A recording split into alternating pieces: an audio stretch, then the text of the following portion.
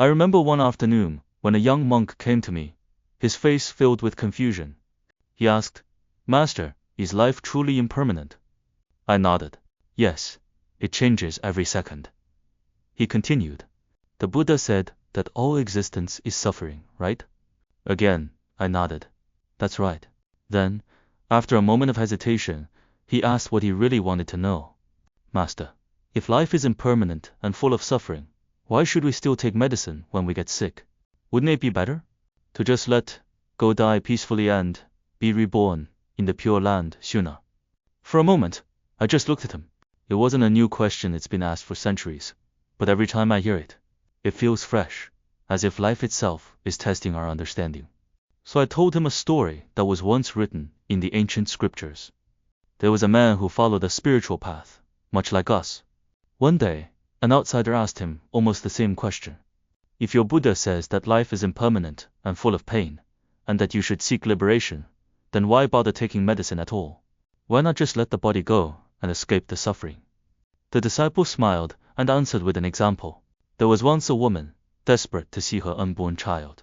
She wanted the baby so much that she cut open her belly, thinking she could bring it into the world sooner.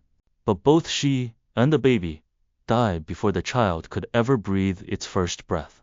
The monk I was speaking to frowned, silent. I continued, "If someone refuses to treat their illness, it's like that woman cutting her own belly open. She was impatient for life, but in her haste, she destroyed it." I paused and let the words hang in the air.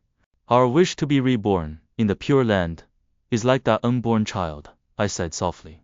"Our spiritual practice, our chanting, our compassion, our mindfulness, these are what nurture the sacred life growing within us. If the body becomes weak, we must care for it. Medicine is not an enemy of faith, it is a tool that protects it. A healthy body allows us to keep our vows, to chant the Buddha's name with strength, to cultivate virtue, to deepen our wisdom. When the time is right, when the fruit has ripened, it will fall naturally. Death will come gently, and the Buddha will welcome us with open arms." The young monk slowly bowed, his eyes glistening. "I see," he whispered.